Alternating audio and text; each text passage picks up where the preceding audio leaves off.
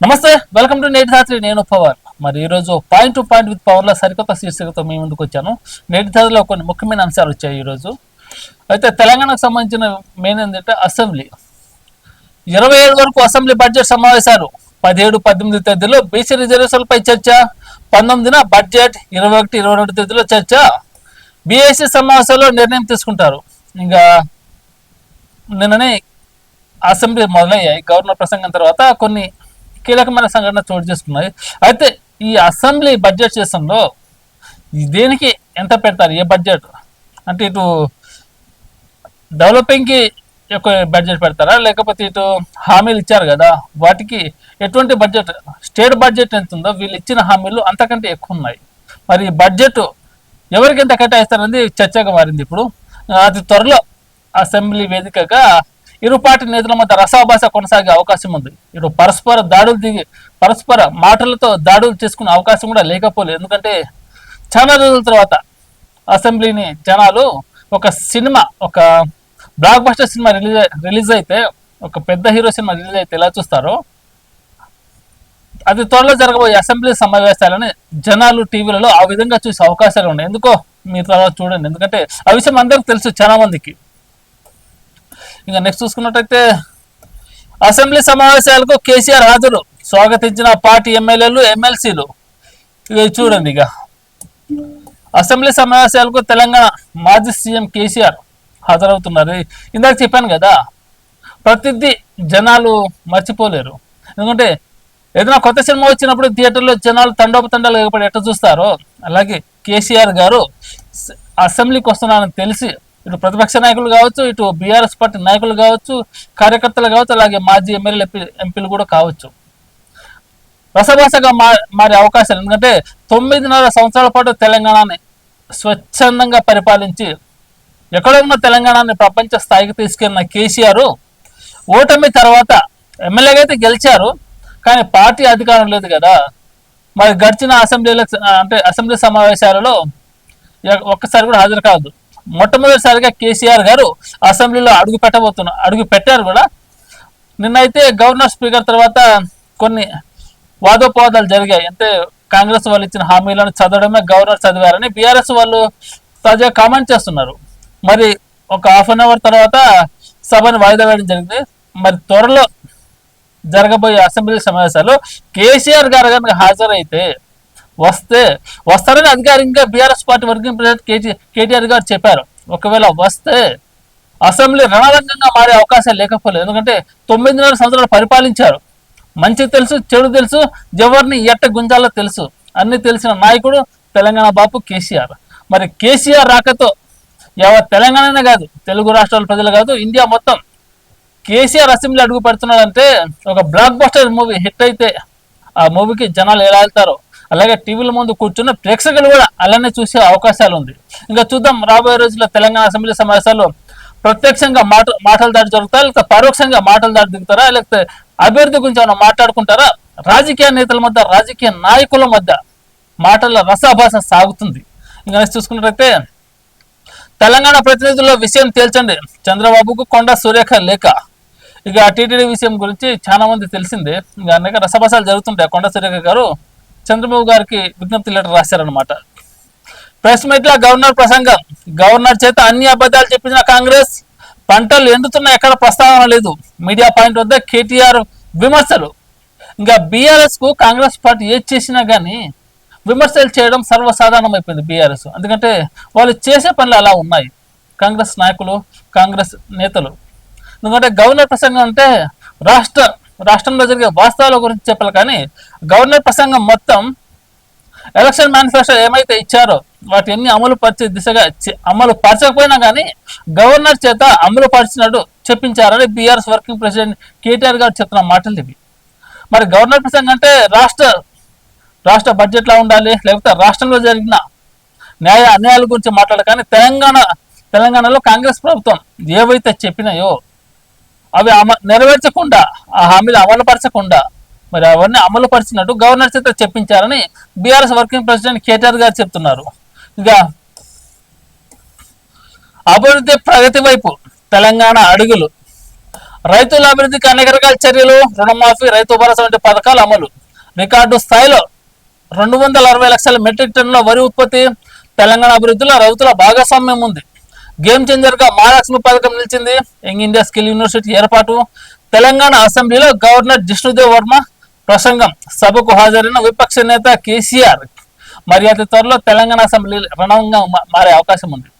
రణరంగం అంటే యుద్ధ స్థాయి కాదు, పరస్పర మాటల దాడులు. గతంలో చేసిన నాయకుల తప్పులను కాంగ్రెస్ ప్రభుత్వం తప్పుపట్టచ్చు. ఇప్పుడు కాంగ్రెస్ ప్రభుత్వం గతంలో కాంగ్రెస్ ప్రభుత్వం చేసిన తప్పులను బీఆర్ఎస్ పార్టీ వాళ్ళు పరోక్షంగా దాడులు దిగవచ్చు.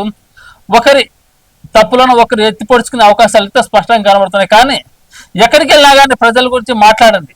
అసెంబ్లీ సాక్షిగా మిమ్మల్ని అసెంబ్లీకి పంపింది ప్రజలు, వాళ్ళ బాగోగులు చూస్తారని. మీరు పరస్పరంగా దాడులు చేసుకుంటాను కాదు, మీరు పరస్పర దాడులు చేసుకోండి, మాటల దాడులు కాదనట్లేదు. కానీ మీ యొక్క నియోజకవర్గాల సమస్యలను అసెంబ్లీ దృష్టికి తీసుకురండి. ప్రజలు వెయిట్ చేస్తున్నారు మీకోసం, అభివృద్ధి జరుగుతుందని ఎదురు చూస్తున్నారు.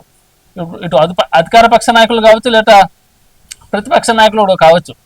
మీరు ఒకరిపైన ఒకరు మాటలు దాడి చేసుకోండి, తప్పలేదు. కానీ అభివృద్ధి సంక్షేమం వైపుగా మీరు మాటలు దాడి చేసుకోండి. అప్పుడే చూడ్డానికి అసెంబ్లీ కన్నుల పండుగ ఉంటుంది. జనాలు కూడా మంచి ఉద్దేశంతో చూస్తారు. వీళ్ళు పరస్పరం దాడి చేసుకుంటే మనకు వచ్చేది ఏముంది బొంగు, అలా చేయకండి దయచేసి.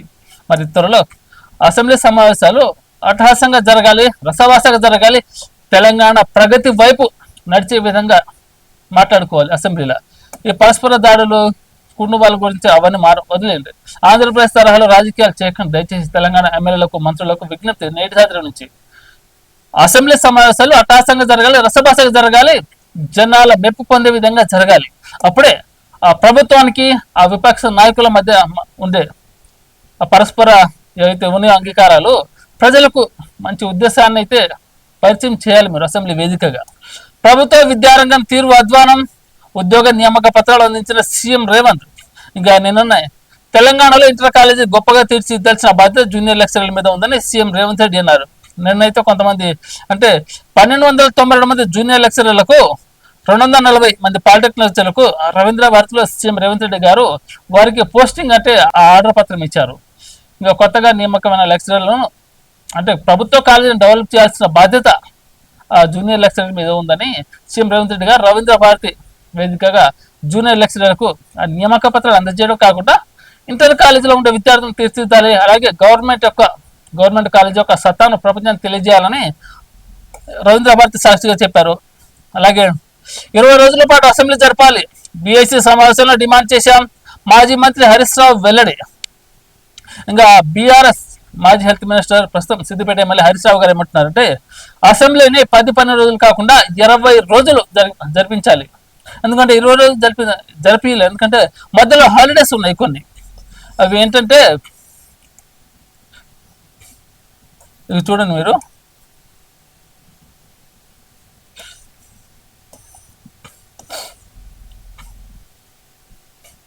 తెలంగాణ అసెంబ్లీ సమావేశాలు మార్చి 27 వరకు జరుగుతాయి. 14న హోలీ, 16న ఆదివారం, 20-23న సెలవులు ఉన్నాయి. ఈ 4 రోజులు మినహాయించి 12 రోజుల సమావేశాలు జరగబోతున్నాయి. చాలా రోజుల తర్వాత మాజీ సీఎం కేసీఆర్ అసెంబ్లీకి వచ్చారు. బడ్జెట్ సమావేశాల్లో పాల్గొనడానికి కేటీఆర్ గారు. మరి హరీష్ రావు గారు చెప్పిన 20 రోజుల పాటు అసెంబ్లీ సమావేశాలు జరగాలంటే అది కాని పని. అది ఎందుకంటే మధ్యలో కొన్ని సెలవులు ఉన్నాయి, హోలీ అని, అలాగే కొన్ని సెలవులు ఉన్నాయి మధ్యలో. మళ్ళీ 20-23న సెలవులు ఉన్నాయి. అందుకే 12 రోజుల వరకు అయితే జరిగే అవకాశాలు ఉన్నాయి. మరి బీఎస్సీ సమావేశం డిమాండ్ చేశారు హరీష్ రావు గారు, 20 రోజుల పాటు జరగాలి. అలాగే గతంలో హరీష్ రావు గారు నీటిపారుదల శాఖ మంత్రిగా చేశారు.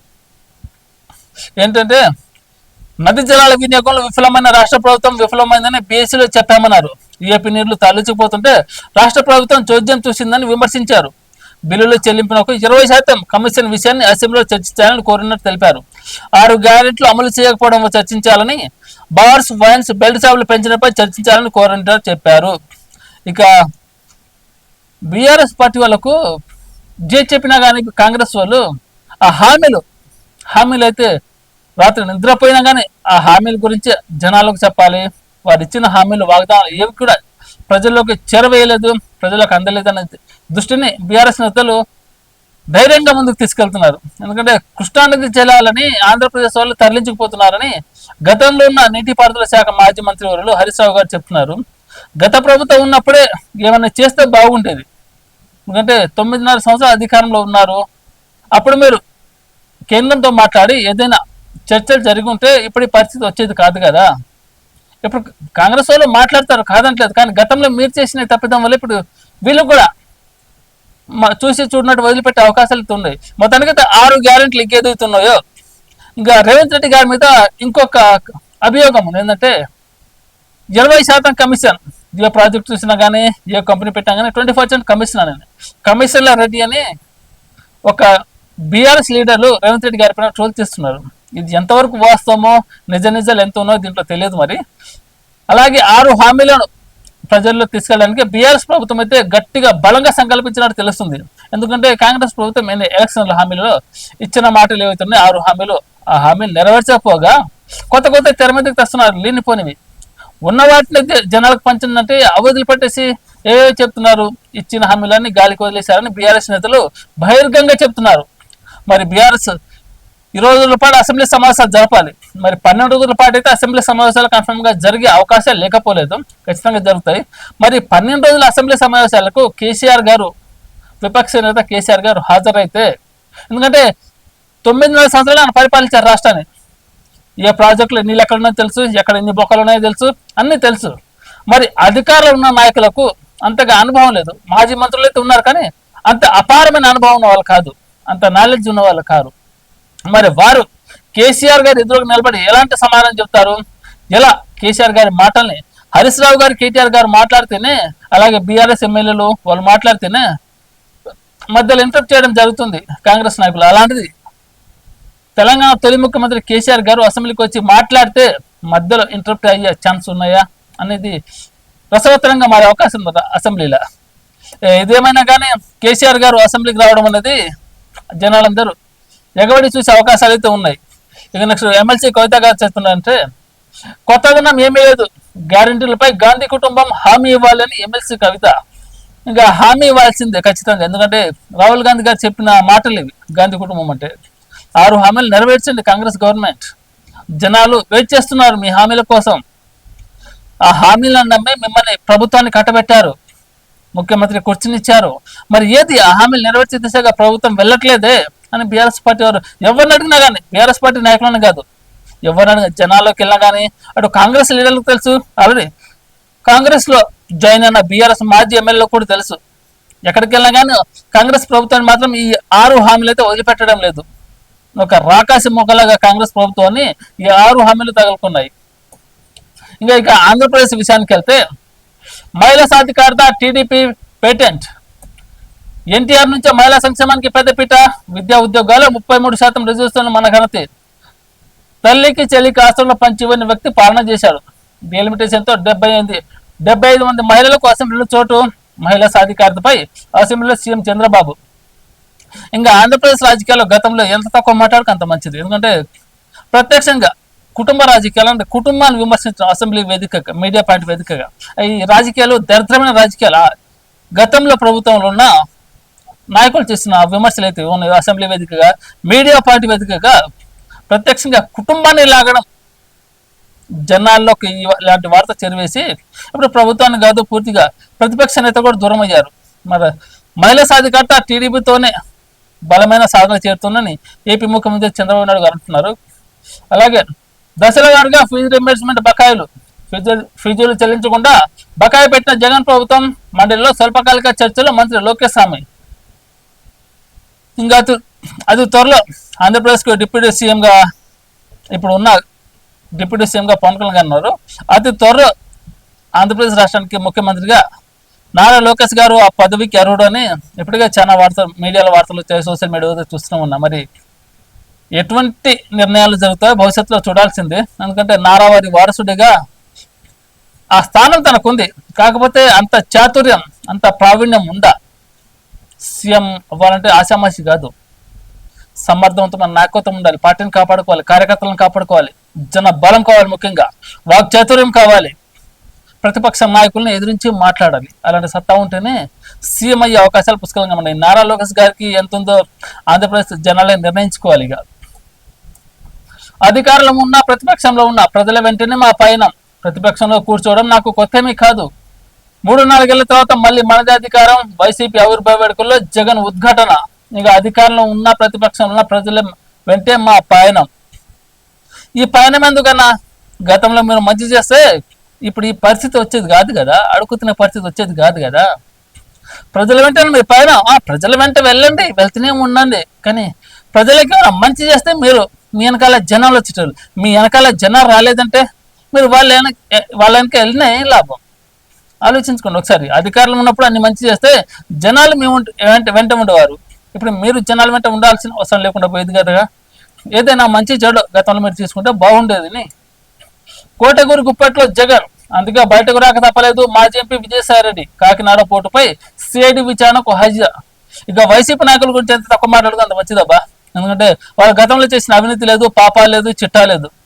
ప్రతి తెలుగు వాళ్ళకి తెలుసు, ముఖ్యంగా ఆంధ్రప్రదేశ్ ప్రతి పౌరుడికి తెలుసు. అందుకనే ప్రజలకు దూరంగా పెట్టారు. ఇక అలాంటి వారి గురించి మనం కూడా తక్కువ మాట్లాడుకుందాం. 3 ఐపీఎస్లపై సస్పెన్షన్ కొనసాగింపు. మరో 6 నెలల పాటు పొడిగించిన ప్రభుత్వం. ఏపీలో 3 సీనియర్ ఐపీఎస్ అధికారులపై సస్పెన్షన్ ప్రభుత్వం మరో 6 నెలలు పొడిగించింది.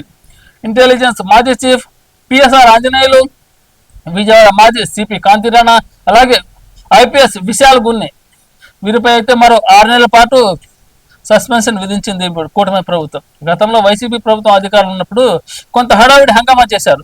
అలాగే కూటమి ప్రభుత్వం రంగానే సస్పెండ్ విధించి మరో 6 నెలలు పొడిగించింది.